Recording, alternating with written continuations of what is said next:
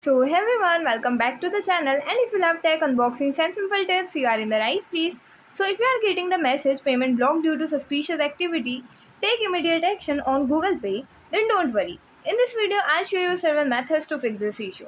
First, open the Google Pay and check if there are any verification requests, complete your identity verification if required. Now after this, update the app. For this, open the Play Store. Now at the bottom, tap on the search icon and search for Google Pay and update it if not.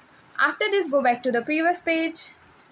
Now open the settings app, scroll down and click on the apps option. Now tap on GPay. After this, tap on storage and cache and tap on clear cache. Now go back to the home page, and after doing this, make sure your linked bank account and mobile number are active and correctly registered with your bank.